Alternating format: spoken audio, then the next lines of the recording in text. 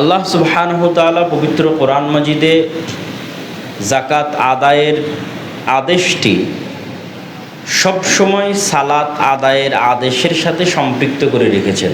পবিত্র কোরআনের এমন কোনো আয়াত আমাদের অবগতিতে নাই যেখানে আল্লাহ সুবহানাহু ওয়া তাআলা আকিমুস সালাহ বলেছেন, সালাত আদায় করো বলেছেন, সালাত প্রতিষ্ঠা করো বলেছেন, কিন্তু ওয়াআতুজ যাকাত, যাকাত আদায় করো এ কথা বলেননি, আমাদের অবগতিতে নাই। শুধু তাই নয়, অতীতে যে নবীগণ চলে গেছেন তাদের ক্ষেত্রেও আল্লাহ সুবহানাহু ওয়া তাআলা সালাত এবং যাকাতকে একত্রিত করেছেন।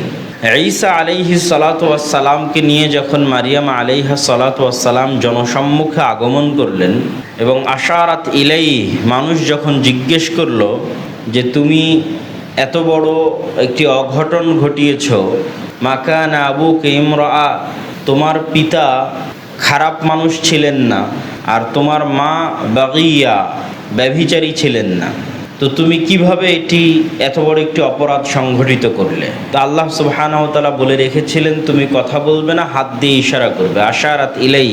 তো যখন মারিয়াম আলাইহিস সালাতু ওয়াস সালাম কোলের বাচ্চার দিকে ইশারা করলেন, তখন তারা বলল যে কাইফা নুকাল্লিমু মান কানা ফিল মাহদি সাবিয়া, ওই বাচ্চার সাথে কিভাবে আমরা কথা বলবো যে এখনই কোলের বাচ্চা? তখন কোল থেকে ঈসা আলাইহিস সালাতু ওয়াস সালাম বলে উঠছেন, ইন্নী আব্দুল্লাহ আতানিয়াল কিতাবা ওয়া জাআলানি নাবিয়্যা, আমি ঈসা আল্লাহর বান্দা, আল্লাহ সুবহানাহু ওয়া তাআলা আমাকে নবী করে পাঠিয়েছেন। বলতে বলতে তিনি বলছেন ওয়া আওসানি বিসসালাতি ওয়াজ যাকাতি মা দুমতু হাইয়া, আর আল্লাহ আমি ঈসা আমাকে আদেশ করেছেন যে আমি যতদিন বেঁচে থাকবো ততদিন যেন সালাত আদায় করি আর যাকাত আদায় করি।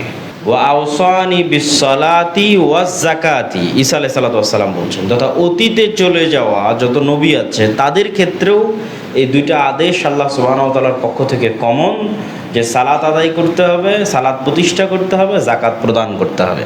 সুতরাং আমাদের মাথা, আমাদের ব্রেন এবং আমাদের মস্তিষ্কে সালাতের যে গুরুত্ব আমাদের ব্রেনে আছে, আপনাকে বুঝতে হবে ইসলামে হুবহু সেই গুরুত্ব যাকাতের।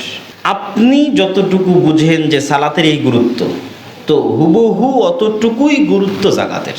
এতটুকু আপনার কাছে পরিষ্কার থাকতে হবে।